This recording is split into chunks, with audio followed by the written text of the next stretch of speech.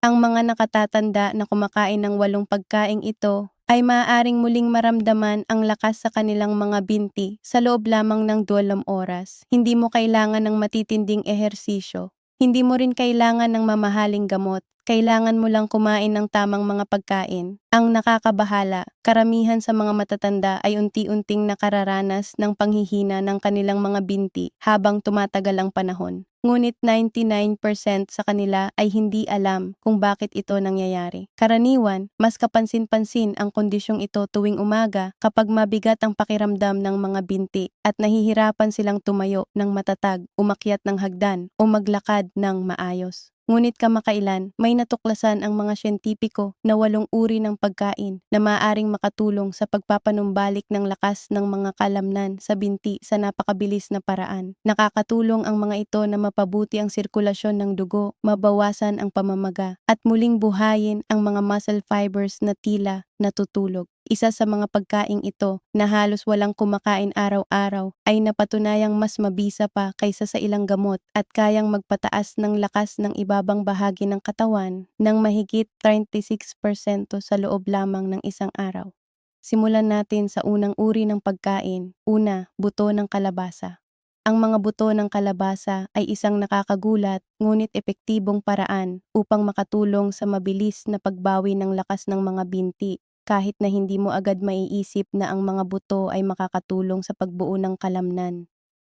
Mayaman ang mga ito sa magnesium, isang mahalagang mineral na kailangan ng ating katawan para sa maayos na pag-urong at pag-relax ng mga kalamnan. Ang mababang antas ng magnesium sa katawan ay maaaring magdulot ng pamumulikat ng kalamnan, madaling pagkapagod at mahinang pagtugon ng mga nerve signal na pwedeng humantong sa paninigas, panghihina at maging sa maling apak habang naglalakad. Ayon sa isang pag-aaral na inilathala sa journal na Magnesium Research, ang mga nasa edad 60 pataas na may mababang antas ng magnesium ay nakaranas ng halos doble na pagkapagod ng mga binti sa walking tests kumpara sa mga may mas mataas na antas nito. Ang mga buto ng kalabasa ay mayaman din sa zinc at sa mga healthy fats na tumutulong sa pagpapanatili ng balanse ng hormones at pagkontrol ng pamamaga. Dalawang mahalagang salik upang mapanatili ang lakas ng katawan habang tayo ay tumatanda. Hindi mo kailangang kumain ng marami para maramdaman ang benepisyo. 2 kutsara lamang ng hilaw na buto ng kalabasa ay maaaring magbigay ng sapat na magnesium upang magsimulang suportahan ang muscle recovery sa loob lamang ng ilang oras. Upang mabawasan ang phytic acid at mas mapabuti ang pagsipsip ng mga mineral, ibabad ang mga buto magdamag bago kainin. Maaari mo silang ihalo sa smoothie, kainin ng hilaw sa umaga o iwiwisik sa ibabaw ng oatmeal. Iwasan lamang lagyan ng asin sa pamamagitan ng pagpapagaan ng tensyon at muling pagdagdag ng mga mineral na kailangan ng mga kalamnan sa binti para gumana ng maayos. Ang mga buto ng kalabasa ay maaaring makatulong ng mas mabilis kaysa sa inaakala ng karamihan. Ikalawa, katas ng maasim na seresa o tart cherry juice. Sa unang tingin, maaaring isipin ng iba na isa lamang itong uso o trendy na inuming pangkalusugan.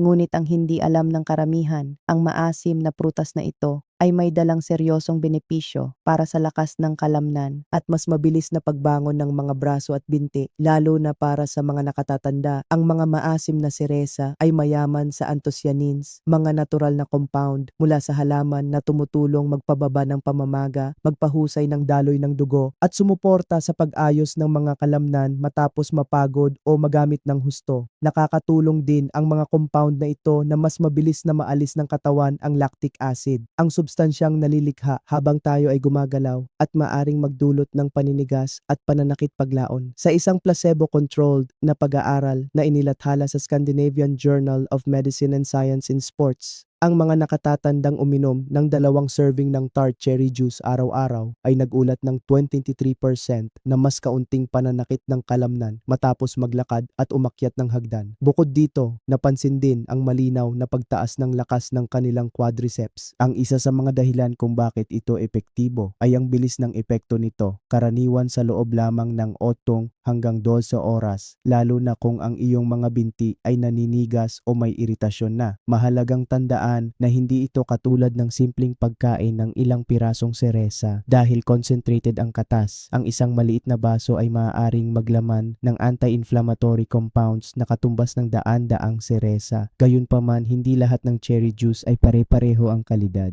Piliin ang unsweetened at 100% tart cherry juice, hindi iyong cocktail o halo-halong inuming may seresa. Uminom ng humigit kumulang 6 hanggang 8 onsa pagkatapos ng aktibidad o sa gabi. Kung masyadong matapang ang lasa, maaari mo itong haluan ng kaunting tubig.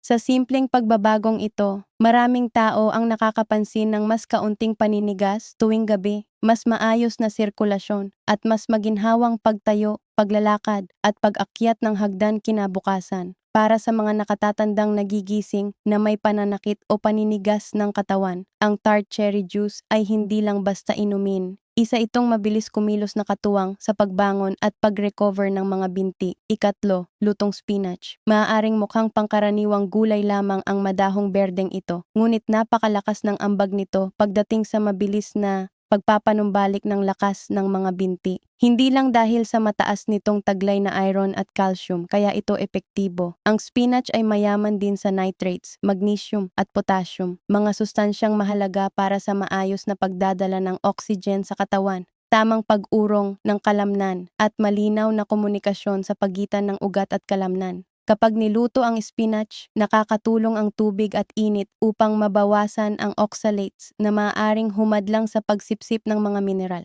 Dahil dito, mas maraming sustansya ang mas naa-absorb ng iyong katawan at mas direktang napupunta kung saan ito pinakakailangan, sa iyong mga kalamnan.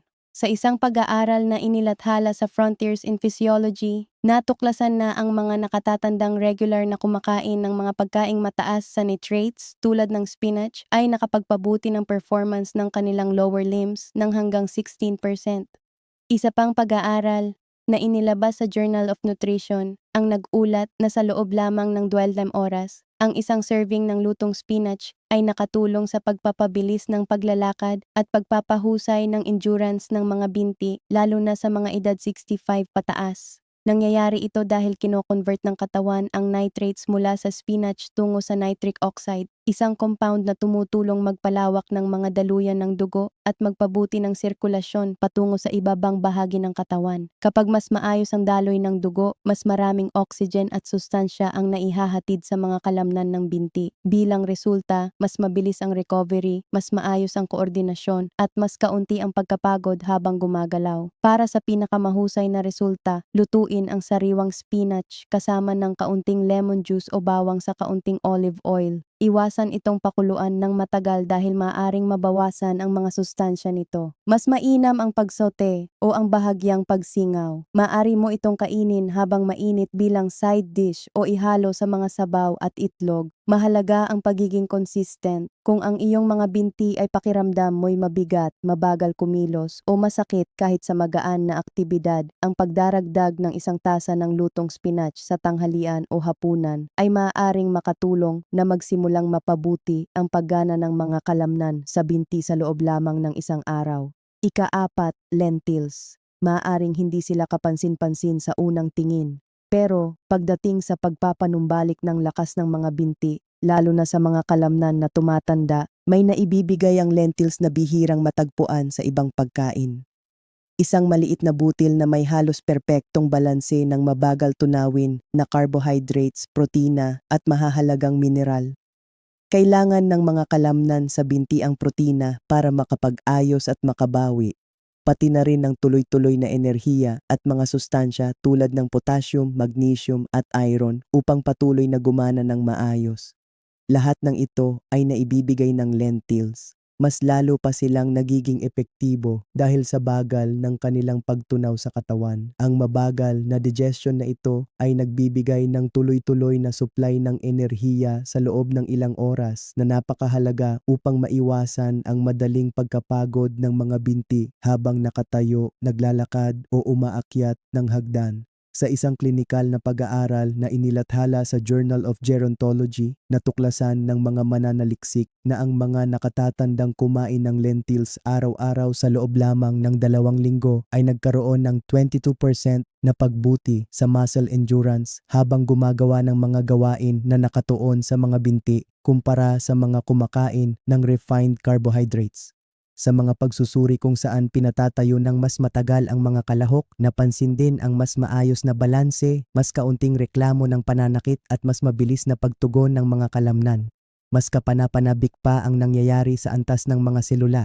Ang lentils ay mayaman sa leucine, isang mahalagang amino acid na tumutulong magpasimula ng muling pagbuo ng kalamnan. Nakakatulong din itong patatagin ang blood sugar, kaya naiiwasan ang biglaang pagtaas at pagbaba nito na maaaring magdulot ng panghihina o pakiramdam na parang nanghihina ang tuhod pagkatapos kumain. Dahil mataas din sila sa prebiotic fiber, sinusuportahan nila ang kalusugan ng bituka, isang mahalagang salik sa pagpapababa ng pamamaga at pagpapabuti ng pagsipsip ng sustansya. Para sa pinakamahusay na resulta, lutuin ang tuyong lentils hanggang lumambot at timplahan ng mga sangkap na may anti-inflammatory properties tulad ng turmeric, bawang o kaunting lemon juice. Iwasan ang mga dilatang lentils na may dagdag na asin o preservatives.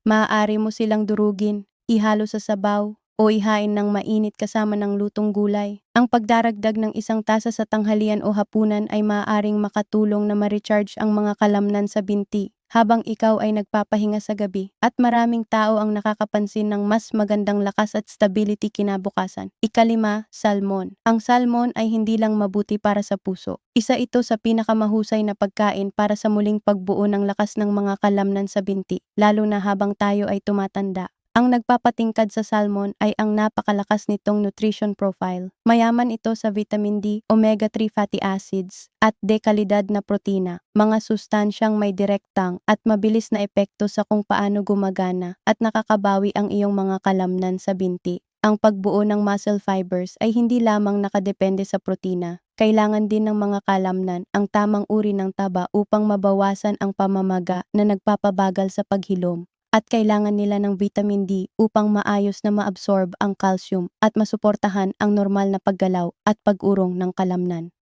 Lahat ng ito ay naibibigay ng salmon. Ayon sa isang pag-aaral na inilathala sa American Journal of Clinical Nutrition, ang mga nakatatandang kumain ng salmon ng 3 beses sa isang linggo ay nakaranas ng 24% na pagtaas sa lakas at mobility ng kanilang mga binti sa loob lamang ng 10 araw, lalo na sa mga kalamnan sa paligid ng tuhod at hita. Ang mabilis na pagbabagong ito ay iniugnay sa pagbaba ng intramuscular inflammation at pagtaas ng muscle protein synthesis pagkatapos kumain. May isa pang pag-aaral na nagpakita na ang mga nakatatandang may limitasyon sa paggalaw ay napabuti ang kanilang walking distance at bumaba ang leg fatigue scores sa pamamagitan lamang ng pag-inom ng omega-3 supplements. Ito ay dahil ang omega-3 na matatagpuan sa salmon, ang EPA at DHA, ay direktang pumapasok sa mga muscle cells at tumutulong magpababa ng inflammatory cytokines na nagdudulot ng paninigas at mabagal na recovery.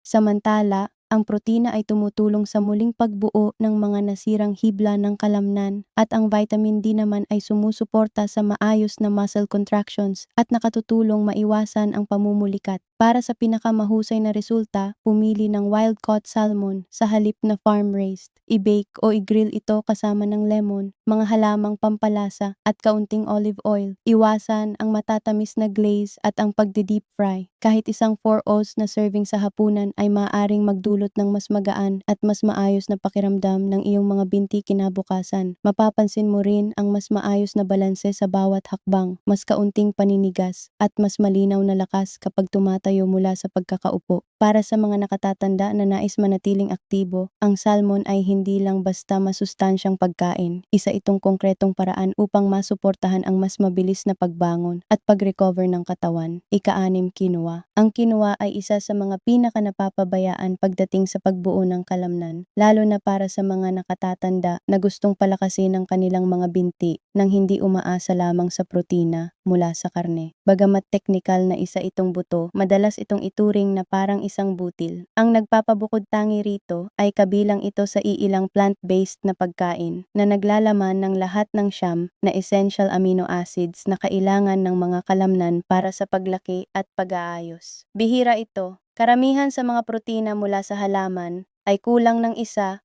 o higit pa sa mga amino acid na ito, ngunit ang quinoa ay kumpleto, kaya tinatawag itong complete protein. Malaking tulong ito sa pagpapalakas ng mga binti dahil mas epektibo nitong nasusuportahan ang muling pagbuo ng kalamnan.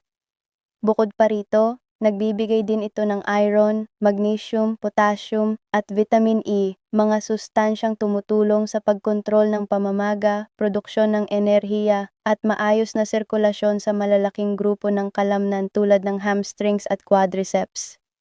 Ayon sa isang pag-aaral na inilathala sa Journal of the International Society of Sports Nutrition, ang mga adult na pinalitan ang refined carbohydrates ng quinoa ay nag-ulat ng mas magandang muscle endurance at mas kaunting pananakit pagkatapos lamang ng isang araw ng pisikal na aktibidad. Sa isa pang pag-aaral mula sa Brazil, natuklasan na ang mga nakatatandang kumain ng quinoa sa tanghalian ay mas kapansin-pansin ang galing sa walking tests kinabukasan kumpara sa mga kumain ng puting tinapay o kanin.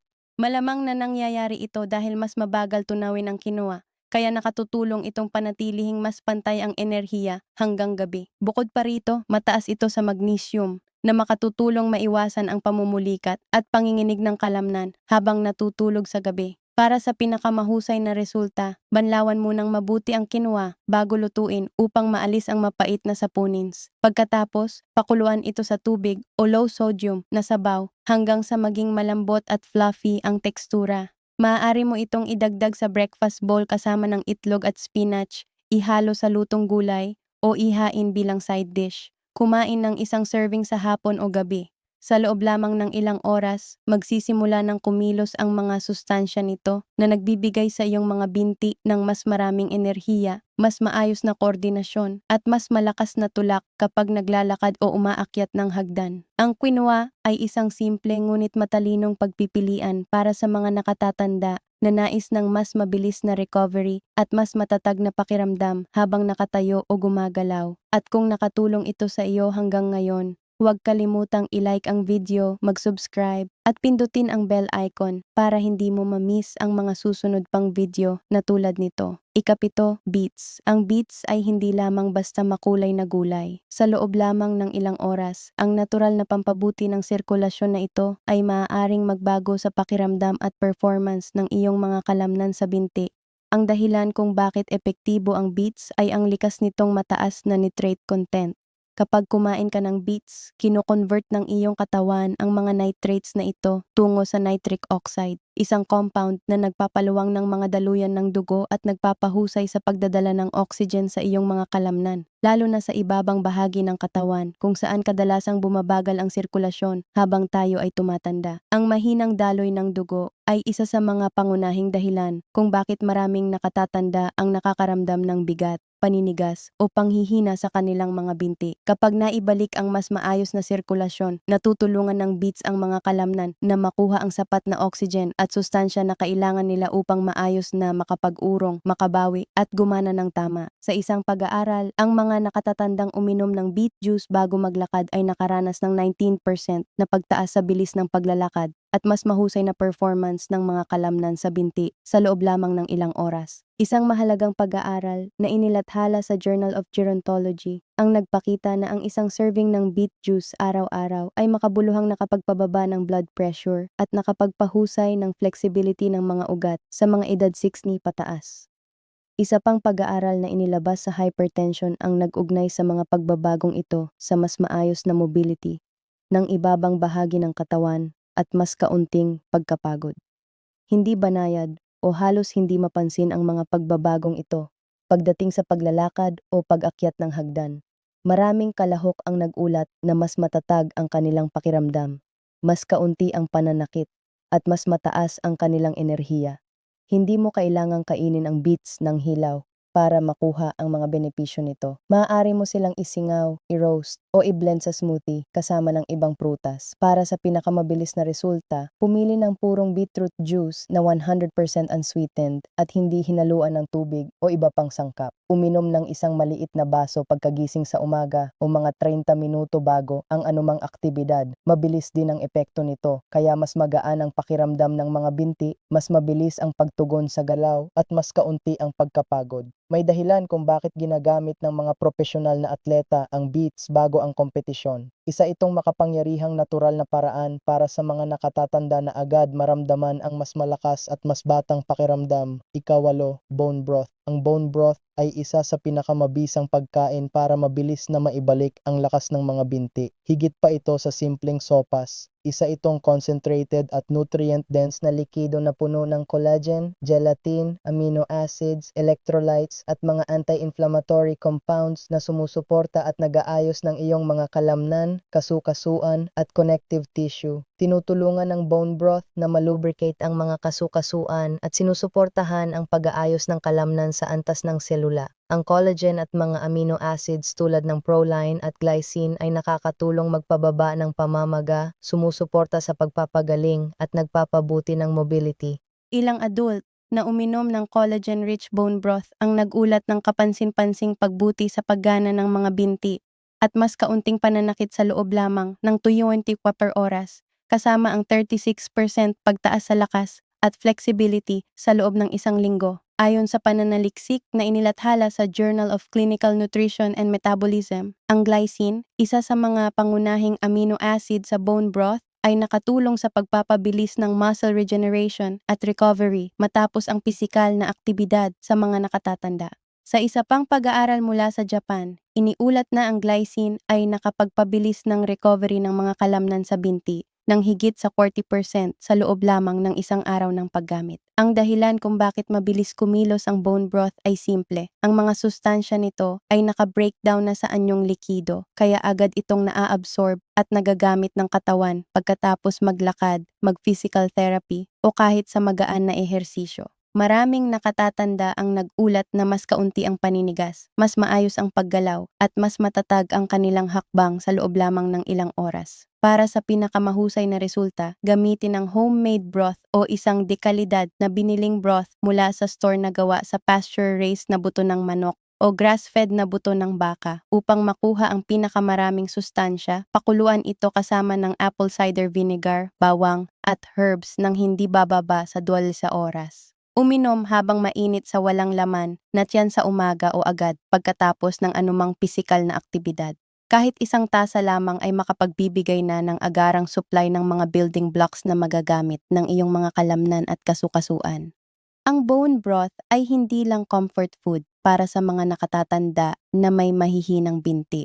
Isa itong mabilis kumilos na recovery fuel. Bago tayo magtapos, narito ang 5 makapangyarihang morning strategies upang masulit mo ang mga pagkaing natalakay natin. Simula ngayon, ang maliliit na pagbabagong ito ay makakatulong sa katawan mong mas mabilis ma-absorb ang mga nutrients, mabawasan agad ang pananakit ng binti, at gawing tunay na recovery tool ang bawat pagkain para sa mas malakas na mga binti. Una, simula ng umaga sa pamamagitan ng pag-inom ng beetroot juice o tart cherry juice sa walang laman na tiyan. Ang dalawang inuming ito ay may malakas na epekto sa pagpapabuti ng sirkulasyon at pagbawas ng pamamaga, lalo na para sa mga tumatandang binti. Ang pag-inom nito bago kumain ng kahit ano paman ay makakatulong sa pagtaas ng nitric oxide production, pagpapaluwang ng mga daluyan ng dugo at pagpapabuti ng daloy ng oxygen sa mga kalamnan. Sa praktika, mas magaan ang pakiramdam ng mga binti, mas kaunti ang paninigas, at mas puno ng enerhiya habang nagsisimula ang araw. Sa loob ng halos isang oras, ang 6 hanggang 18 ounces ng unsweetened juice ay maaaring agad na makapagpabawas ng paninigas at gawing mas maayos at mas smooth ang paggalaw. Huwag agad sabayan ito ng mabigat na pagkain. Uminom ng dahan-dahan at hayaang gumana ang juice ng mag-isa muna. Ikalawa, pagsamahin ang slow carb tulad ng lentils o quinoa sa iyong protein. Kailangan ng mga kalamnan hindi lamang ng protina, kundi pati tuloy-tuloy na enerhiya upang magamit ang protina ng epektibo. Kapag kumain ka ng salmon, bone broth o spinach kasama ng slow digesting carbs tulad ng quinoa o lentils, unti-unti nitong pinapalabas ang enerhiya sa loob ng ilang oras. Nakakatulong ito upang maiwasan ang biglaang pagkapagod o energy crash na karaniwan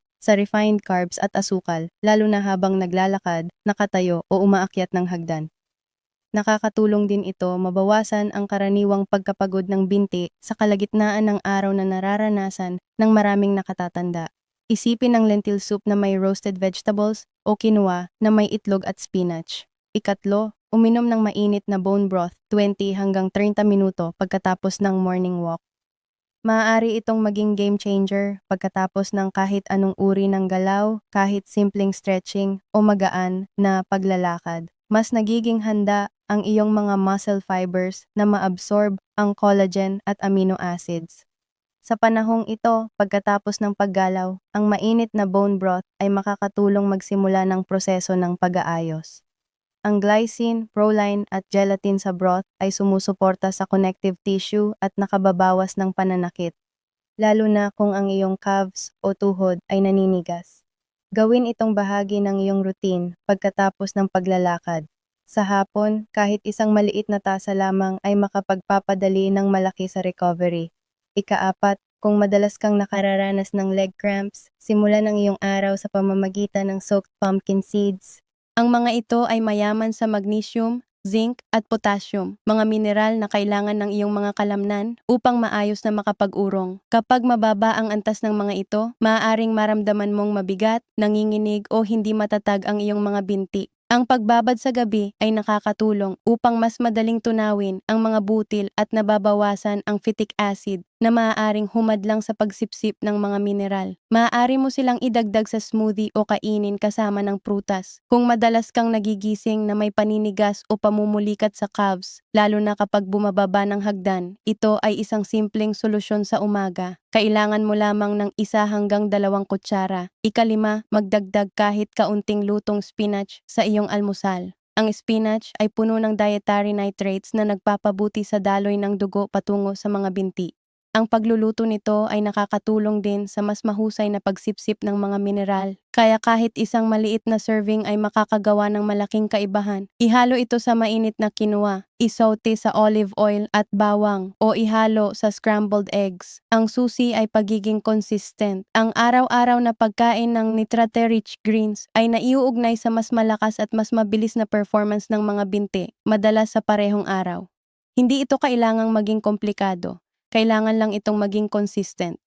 Ngayon, natutunan mo na ang 8 pagkain na hindi lang basta nagpapalakas ng kalamnan. Maaari na silang magsimulang kumilos sa loob lamang ng 20 oras. Hindi ito marketing, ito ay klinikal na agham. Bawat isa ay tumutukoy sa ibang bahagi ng puzzle. Magnesium-rich na pumpkin seeds, tart cherry juice para sa pamamaga, beets para sa sirkulasyon, at collagen-packed na bone broth para sa recovery. Ang panghihina ng binti ay hindi laging dulot lang ng pagtanda. Madalas, ito ay problema sa nutrisyon, sirkulasyon, o recovery. At kapag naayos mo ang mga ito ng mabilis, tumutugon ang iyong mga binti.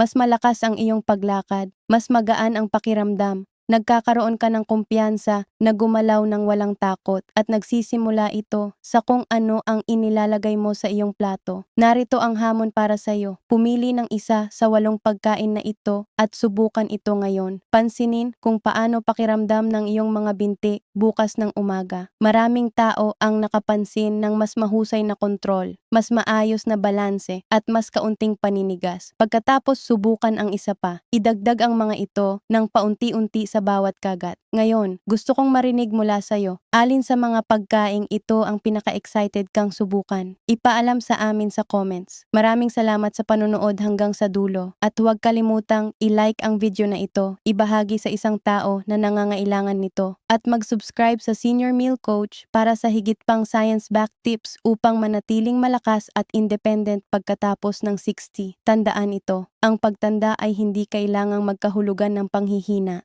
Sa tamang araw-araw na gawain, maaari kang magising bawat umaga na mas malakas. Nasa sa iyo ang pagpili. Pagpalain ka sa araw na ito at tulad ng lagi, huminga ng maluwag, aking kaibigan.